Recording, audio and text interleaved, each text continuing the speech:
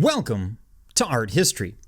Now, you might be taking a class in ancient to medieval. You might be looking at Western art from the Renaissance to the modern, maybe World of the Arts, or any number of other possible art history courses. The purpose of this video is to explain what art history is, what we're attempting to do, and the questions we attempt to answer. In doing so, I hope to introduce you to the field of art history and give you some of the ideas, concepts, and terminology that you will hear throughout the course. If you're not taking a course and you're just here on YouTube, well, welcome to Art History, and this will help you understand some of the material that you're going to see on this channel. So let's start at the beginning. What is art history? Well, let's break down the term. History is the recording and interpretation of past events, often coming with a tweed coat with patches on the elbows. Art, on the other hand, is something we can see and touch. Art provides tangible evidence of societies, cultures, views, and histories. Art history is therefore the academic study of the history and development of painting, sculpture, and other visual arts. What art history is trying to do is take a piece of art and truly understand it. One of the best ways to do that is to place it within some form of context. Now, context, as I'll define in a minute, is going to allow us a better, more rounded view of a piece of art. Today, many of us will experience art, be it ancient or modern, in a museum. This is probably not the setting it was meant to be viewed in. There was a specific culture or society that created it, a specific time period, a specific geography. And the closer we can get to understanding that material, the better we can understand the art.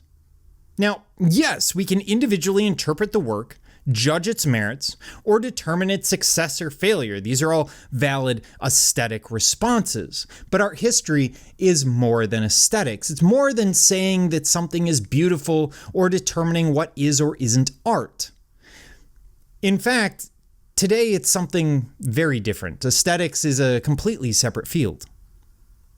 Today, the museum is equally distant from Picasso's studio or Van Gogh's fields as it is from the ancient world. Without understanding the circumstances of a work's creation, we have only a part of the story. Take Monet's Olympia as we see here. Without understanding the history, the society, the artist, and other elements behind it, we see a reclining nude. But yet this was perhaps the first piece of modern art in the history of art history. It's an incredibly important piece, and yet you wouldn't know that necessarily by simply looking at it. Art appreciation and aesthetic judgment do not require an understanding of historical context. Art history thus provides a more rounded understanding of a work than pure appreciation or aesthetic study. A central aim of art history is to determine the original context. So what we're looking at is where it may have been made, the culture, geography, why it was made, other details and information. Art reflects society, so to understand the art, we need to understand the society, thus the aim of art history. And we look not only at history as a context, but we look at social and cultural elements, we look at economics, politics, gender, biographical information, race, group identity, and many, many more to really begin to understand a work, such as this piece by John Sloan, an Ashcan school painter who's looking at issues of class and issues that are going to be particularly important to turn of the century New York. Art is also indispensable when understanding history. Art, in some ways, illuminates or illustrates history for us. It gives us a better understanding of what we're looking at. And we're going to get into that a little bit more later, because when you look at the art is always a reflection of the society, and therefore is just as informative as an ancient document or any other ancient artifact. Art objects shed light on the artist as well as the time in which they lived. The opposite is also true. Artists can change the society by reinforcing or challenging cultural values and practices, very, very common when we get into modern and contemporary. Art in the 21st century is a little different. It gets hazy, it gets difficult to deal with. And art history, well, things get more complicated. Art historians typically study the material culture that humans create. We study your stuff. But it's not just your stuff. We look at both high art, in other words, art that is meant as a prestige item. These would be paintings, sculptures, prints, or photography. But we also look at crafts or commercial art or commercial design, utilitarian items, anything from ceramics and textiles to your latest Mac or iPhone or whatever else. These boundaries are blurry and can change between societies or even within the same society over time. So an object that may have been in ancient Greece nothing more than utilitarian, a pot, suddenly becomes high art, possibly because of its age. And so we've got this difference between high art and low art. High art is all about aesthetics. What is art? It's higher value. Whereas low art tends to be functional or utilitarian, the chair you're sitting on, the desk you're sitting at. It tends to be of lower value, and it tends to be considered craft. We have this weird line in art history between fine art and craft and what should and shouldn't be studied. But today, we even look at things like wrappers and graphic design to really understand the artistic ideas of a certain period. Now, beginning with the Greeks and the Romans, scholars have studied objects consciously manufactured as art, generally to which some title has been applied. Oftentimes, one of the definitions of art can be whether or not it was meant as high art, and also whether or not it's been given a title, a name, in this case, the diskobolos, or the discus thrower. Today, art historians take a broader approach, often looking at artifacts that were at one time utilitarian, like our Greek pot, or in this case, a Roman coin.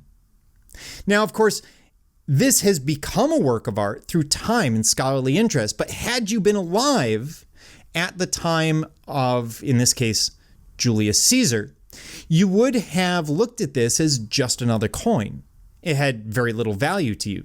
So things can move from low art to high art given time, interest, or any number of other factors. As art's definition and possibilities expand, so too does the field of art history. For example, digital computer-generated work is now considered art, whereas the involvement of machine in the past would have disqualified a piece as art since it lacked the human hand and smelt of manufacturing or teen spirit. Maybe not the last one. And in this case, what you're seeing is on the left, a computer-generated image, an image that was painted on a computer. On the right, you see a beautiful tapestry. Well, that beautiful tapestry is actually one of the first versions of computerized manufacturing. It comes out of the 18th century, and these French tapestries were basically programmed in and created by machine. They're rarely even seen as art by many people. So in the past decades, even the lines between theater and art have been blurred, where we've seen the rise of performance art. All this blurring makes our history that much more interesting. Now let's look at the questions that art historians tend to ask. Do blazers go with jeans? The sort of questions that they tend to ask, such as how old is a piece? Who created the piece? Who paid for the piece? What does it mean in the overall history of civilization, society, the artist, etc.? And we start with how old is a piece of art? Age is, of course, incredibly important when trying to determine historical context. Art historians use a number of ways to determine an object's age.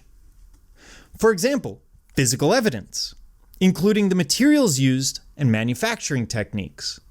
This is where we look at how they created the piece of art. We look at all of the evidence. So it could come down to literally screws, giving us a sense of age. Why is it important that we know the age of a piece? Because it gives us the context. It gives us the society which created it. Then we have documentary evidence. These could be official records, such as appraisals upon someone's death, commissions, or payments. We also see the use of internal evidence. In other words, when we look at a painting or a sculpture, it could be that there's an identifiable person, a fashion, or even a hairstyle that tells us approximately when the piece was created, because these things change over time. Styles change every few years, and so it works really well to fit a painting into a specific time period. We also have stylistic evidence. This is what people typically think of when they think of art history. This is the analysis of style or distinctive manner of producing an object. It is, however, very, very subjective and therefore on its own quite unreliable. But what is style? I mean, after all, style can be so many things. Well, defining artistic style is key to art history. Although it's not as dominant as it once was, as our understanding of material culture increases. So there used to be a time where art history was entirely about style, where people with pipes and turtlenecks and black berets stood around and looked at works and said, I think this is Impressionism because of this. Now we tend to date things, we use a lot of scientific analysis, etc. But it's still a key element of art history. So how do we develop these ideas of style? Well, we can talk about period style. So characteristic artistic manners of a specific era or span of years. For example, you could be talking about the different periods of ancient Greece or the high Italian Renaissance. Any of these will be considered solid periods. The problem is history tends to blend. History is a spectrum, not a bunch of really nice boxes. So if you think back to high school and you learned about the Mayans and the Aztec, then Mexico under Spanish rule, it seemed very linear. It seemed to make a lot of sense, but the reality is things blend. You don't have a solid deadline where we move from the Romanesque to the Gothic. We don't have a solid period in time where we move from the High Renaissance to Mannerism. All of it blends together, just like anything else. I want you to keep that in mind, because even though in an art history class we frequently talk about these periods, it should be understood that if you go further into art history, you will discover how muddy all of that territory really is. And of course, when we get to the 21st century, it gets to be a right mess. We also see regional styles. Now, these are variations tied to geography. So you'll see the same style despite age from the same place. For example, here, Old Kingdom Egypt to New Kingdom Egypt, a span of thousands of years, and we have a style that you can look at and immediately read as Egyptian. Now, this can, of course, break down. So there can be major cultural or historical shifts, such as the rise of the Italian Renaissance, or in the case that you're looking at, the rise of Coptic Christianity in Egypt, which completely changes the art style. Then we have personal style. This is the distinctive manner of an artist or architect. Something like Van Gogh, where you can look at a painting by the artist and you know immediately who it is. Art historians will frequently look at many more pieces and know who they are right off the top. I'm using Van Gogh here because he is one of the ones that most people are going to be familiar with. This often explains variations or outliers. For example, Vincent van Gogh doesn't entirely fit really snugly into the post-impressionist period where we put him. So we tend to look at him through a biographical context or personal style. Art historians must also frequently distinguish amongst different period styles within a single artist's career. For example, here we have Picasso moving from his very early realist period through his blue period into Cubism into some of his later work.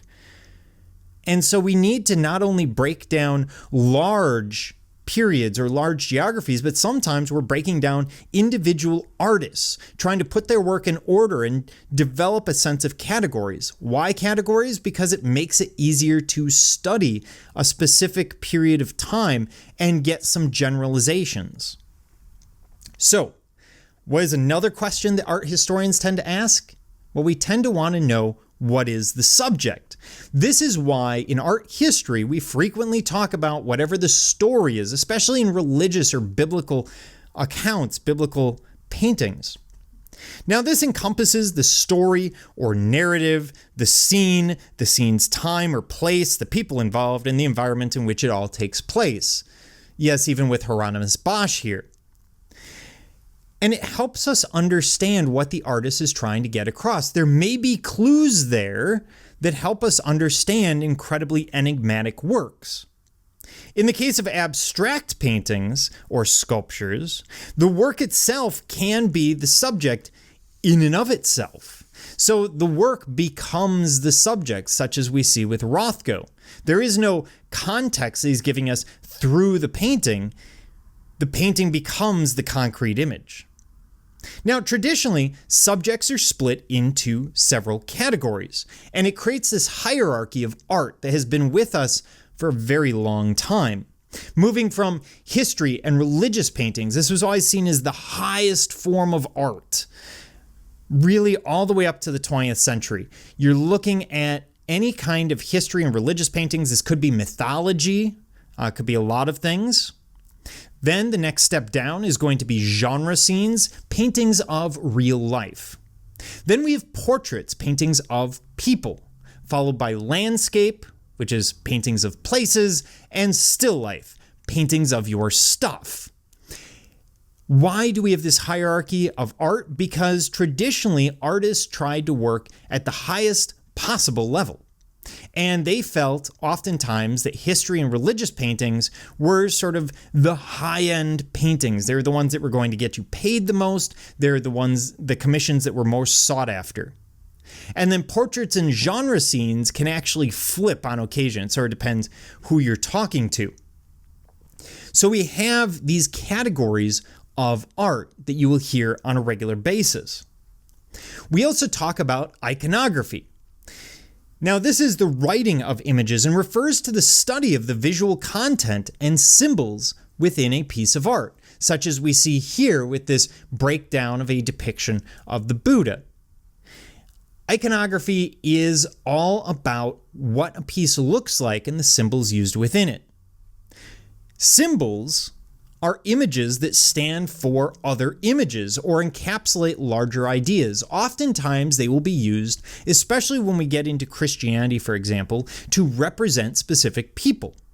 For example, if you see a depiction of a saint with a broken wheel and she's female, you're probably going to assume it's St. Catherine because she was martyred on the wheel. If you see a woman with a baby and a lily flower, that's probably going to be the Virgin Mary.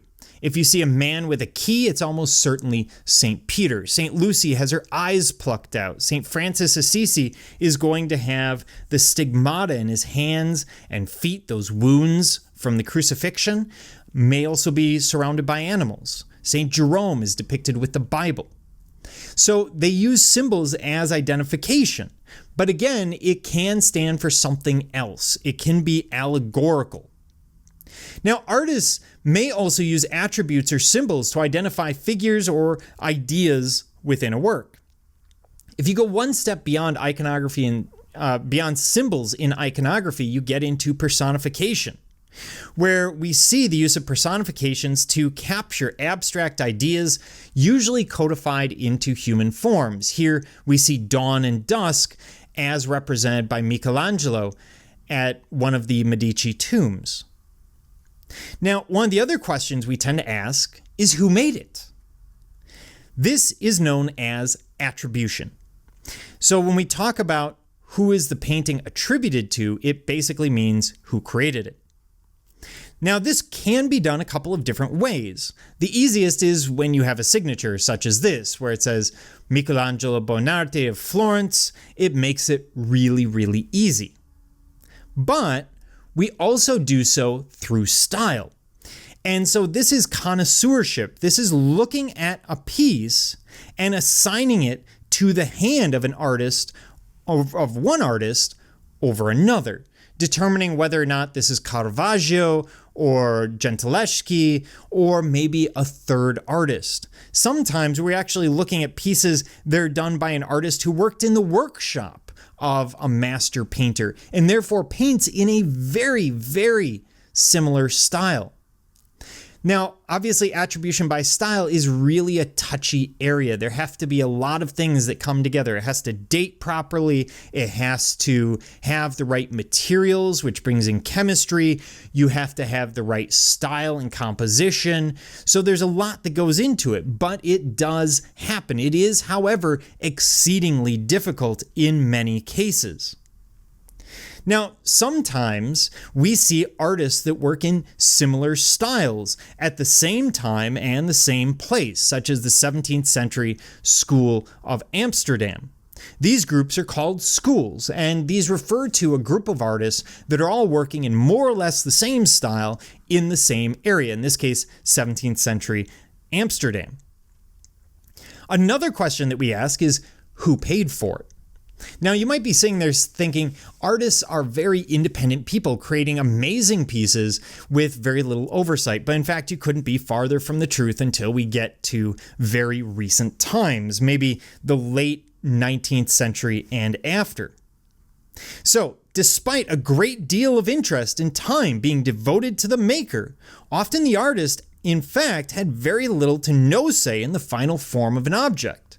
What we tend to see is artists who are given these very specific contracts, even back to the Renaissance, that will say, I want a painting depicting these saints. They have to look like this. The background should be this. They're going to lay out everything. And so the artist is going to have very little creative leeway in those situations. Consequently, often artists will toil in obscurity, doing their patrons' bidding. In fact, this is the situation all the way up to the Renaissance, where artists start to become sort of celebrities. Patrons are those who pay artists for their work. Now, the patron often plays a dominant role in deciding how an artist will represent a subject. The patrons may appear in the painting. The patrons may have oversight. They may be visiting the artist on a weekly or monthly basis. There are many occasions where we see contracts being revised by the patron because they don't like the direction that the artist is going. Now, of course, this does change over time, but through most of art history, this is the case. The patron has far more control than the artist. This is especially true when we get to portraits of kings, emperors, pharaohs, or people in power. For example, our friend Augustus, the first true emperor of Rome, is always going to be depicted in his 20s, even when he's been ruling for 40 years and obviously isn't going to be in his 20s. He's doing this as a show of power and youth and vigor, but it doesn't tell us a great deal about the artist. The artist would be very limited. They would be told, depict me in this form, and so they have to do so. Again, their hands are often tied. Now, whenever a patron contracts with an artist to create an object in a prescribed manner, personal style often takes on some kind of secondary importance. Oftentimes, artists throughout much of history are seen more as artisans, more as plumbers or electricians, someone you go to create an image for you, rather than someone who is brilliant in their own right. Often, artists have far less creative license than we give them credit for, at least until the late 19th century. And again, it often comes down to depictions. To give you another example, here we see a forensic recreation of George Washington on the left. Not that unique looking of a man, kind of looks like Christopher Walken's. When you look at his traditional portrait on the right, though, it's very different. And if you were to create a depiction of George Washington today, you would have to use the image on the right. Even today, arguably, artists' hands are tied unless you're really in the avant-garde. So let's look at art history as it relates to other disciplines, because it is an incredibly interdisciplinary study. Art history has always been interdisciplinary, but is increasingly so in the 20th century. We have chemists who will help date a piece, geologists who might identify where a statue was quarried, radiologists who may x-ray a painting to determine whether it's a forgery or changes that took place during the painting process. Art historians also contribute to other fields. An art historian might date a painting for a historian to determine if it is from life, or whether it's an idealization done after someone's death. This could be really important to understanding the history of the time. We also inform anthropologists, work with archaeologists, assist journalists, while using philosophy, sociology, and gender studies in our own work. Art history also has different ways of seeing things because it is so subjective. The history of art can be a history of artists and their work, of styles and stylistic change, of materials and techniques, of images and themes and their meanings, and context, culture, and patrons. The best art historians use multiple approaches to any work, but no art historian can be truly objective in such a subjective field. The problem is, with many of these works, all we know for sure, the only objective fact we might have could be how it was created. It might just be how it looks. If we're lucky, we have an artist and a date associated with it, but most of what we're doing is pure interpretation. How should we understand it? How should we look at it? So this becomes a bit of an issue because we're limited in our understanding of any time or culture which is not our own. We tend to fill in the blanks with what we know. Looking back at ancient Greece, we have certain ideas of ancient Greece, maybe that we picked up from high school or grade school or college, from history courses or civics courses. And the problem is, when we start applying those to the past, they aren't necessarily accurate. And so it creates a bias. And that is a problem in any field, any of the humanities. But we also see it, of course, in art history. For example, you look at this depiction, and this could be the world's ugliest baby. Or it could be a religious item. It becomes a matter of understanding the context properly and not filling in the gaps as we see fit. But of course, any scholar will fill gaps with assumptions and presumptions of their own culture. This is a bias which we all bring to our research. Everyone has bias.